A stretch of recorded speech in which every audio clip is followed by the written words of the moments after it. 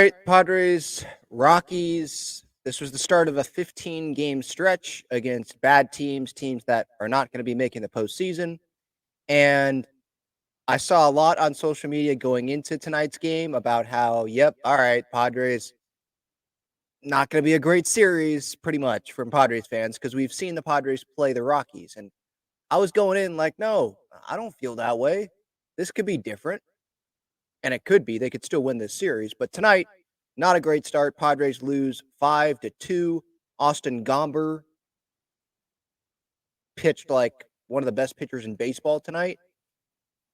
Padres couldn't get him out of the game soon enough. I mean, he went 7 innings, 2 earned runs, just 1 walk, gave up a couple of homers, 1 to Manny, 1 to Donovan Solano. By the way, Manny is now ahead of Dave Winfield on the Padres all-time home run list, so congrats to Manny. Donovan Solano continues to be one of the best pickups of the season in baseball, considering that the Padres got him under the circumstances that they did. I think it was a minor league deal, and now he is one of the important hitters on this Padres team, especially when a lefty is on the mound. Just unfortunately, the Padres couldn't do much more than that, than the Manny and the Solano homers tonight. Had some opportunities. I remember Solano later in the game after the homer. He had an opportunity with the runner in scoring position, popped up to the infield. I believe Kim had an opportunity. So just a bummer of a night offensively. But what I feel like really lost this game, or like took the air out of it for the Padres tonight, was Jeremiah Estrada, coming into the game. And of course, I tweet out, because I saw Estrada warming up in the 5th inning. By the way, Randy Vasquez, good job out of him. He was able to do what the Padres needed out of him today. Gave up, 1 earned run, 5 innings. Totally fine with that. Great. You'll take it, especially with the bullpen that you have. And I'm going to still take Jeremiah Estrada on the mound in the 6th inning with the bullpen that the Padres have coming up behind him. And when Randy Vasquez was on the mound to start this game, still going to take it. Jeremiah Estrada had a couple of walks. Then there was the error by Kim. It was later ruled not an error, but I think it was an error.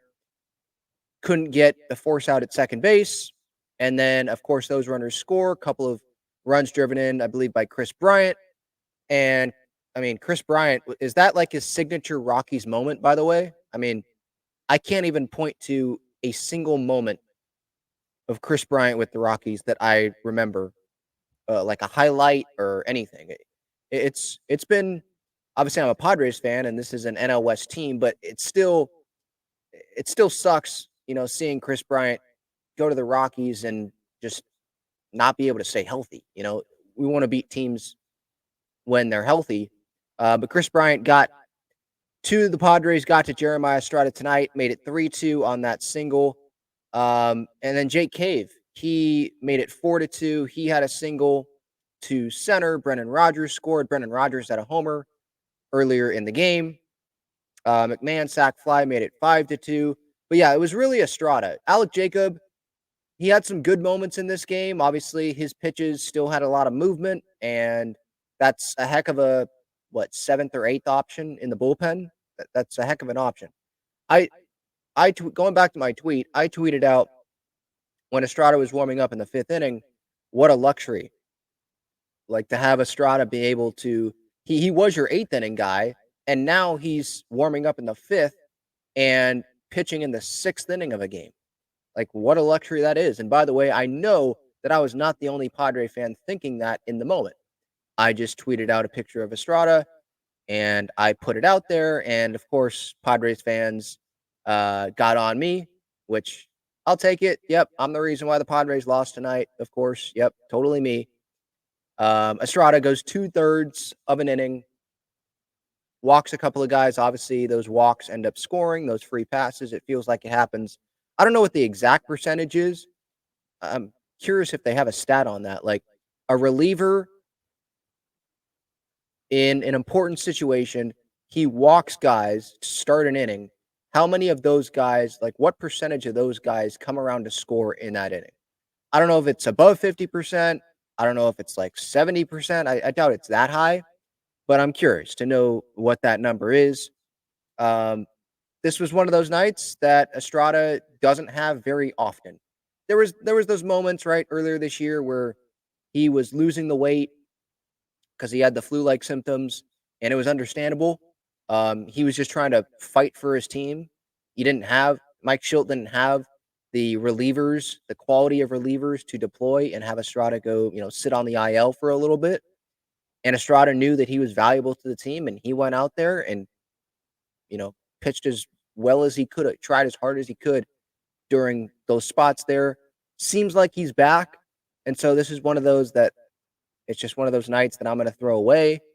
I know you can't throw the loss away, but it's not like the Padres offense scored 5 runs and the Padres lost this game because of Jeremiah Estrada and the Padres bullpen. You know, um, it's a contributing factor. Yeah, I mean the Padres did have a lead. It was 2-1, right? Yeah, 2-1 when Estrada came into the game. But at the same time, like two things can be true. Bullpen, mainly Estrada, Jacob when he first came in could have been better. But also another thing that's true, the offense should have done more against Austin Gomber and the Rockies. I was disappointed that they didn't do more against the Rockies bullpen. I know they didn't get a lot of opportunities. It was a couple of innings, but the Rockies have like one of the worst bullpens in baseball. They're last or 28th in multiple categories. The Padres broadcast put that up there, put a graphic up. And after Gomber goes 7 innings and probably one of the best Rocky starts of the season, probably his best start of the season,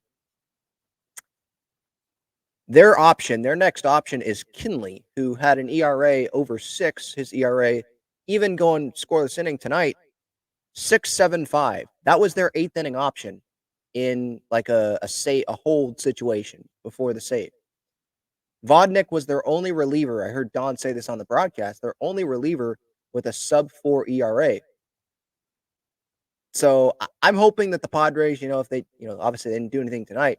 I'm hoping they get to this Rockies bullpen earlier these next couple of games, score some runs. Obviously, you want to score off the starter, but get to that bullpen, take advantage of that bad bullpen instead of what happened tonight where the Padres didn't get any hits off of that bullpen. Obviously, no runs, just disappointing, especially when they came off that 7-2 road trip. They win both games against the Dodgers, and then you lose to a team that came into tonight 30 games under 500. 30 games under 500. Terrible. This team's bad. So I'm interested in seeing what Martin Perez is going to do tomorrow. If we want to turn the page already, I'm interested in that. He's already thrown a bullpen with Ruben Niebla, and I'm sure that they have already talked about like what he can improve upon and how to change some things. Maybe he does that in this next outing. Hopefully he does, because kind of like what is there to lose? It's not like Martin Perez. He was on and off. He's had really good starts and then really bad starts. So hopefully this is not a Rich Hill of last year where that's the Padres starting pitching addition and then he doesn't give the Padres innings. Hopefully Martin Perez can give the Padres innings because on Sunday it could be Matt Waldron because he'd be on normal rest. But it feels like if the opportunity presents itself, there's the day off after this Rocky series on Monday. Be a bullpen game, go with Hoeing, maybe to lead it off. I don't know if they would call up Johnny Brito, but just go with a bullpen game. And then you have Waldron start the first game after that, the first game of that road trip. And then you can have Michael King. Michael King has not thrown a bullpen since his last start last weekend against Baltimore. He got hit on the calf, and I think there's been some swelling. So if he hasn't thrown his bullpen and it's Friday night, he's not pitching on Sunday. He's not starting on Sunday. So if they want to go with that bullpen game, Martin Perez's start tomorrow is going to be pretty crucial. Just get back in the win column. Another bright side, I guess, tonight. And I'm sure some are probably laughing at me like, why are you bringing up multiple bright sides, or what are you looking forward to? The Padres just lost the Rockies. But one thing, if you want to be positive, is that the Dodgers lost tonight against the A's. So Padres and Dodgers playing bad teams, and both of them lose. So the Padres don't lose any ground in the division. They just have lost time. They lost a game. And this 15-game stretch, there was a stretch, I think 19 games earlier this season where they had a big opportunity. They didn't really cash. They had a losing record, I think. It was 9-10 in that 19-game stretch. That included getting swept by the Angels, just not doing enough there. They have a 15-game stretch here, not off to a good start. 15 games. I mean, if they can go 10-5, that would be huge. And I wonder where they would be in the division race. I wonder where they would be in the wild card if they do that on this stretch of games. Obviously, 0-1 to start it off.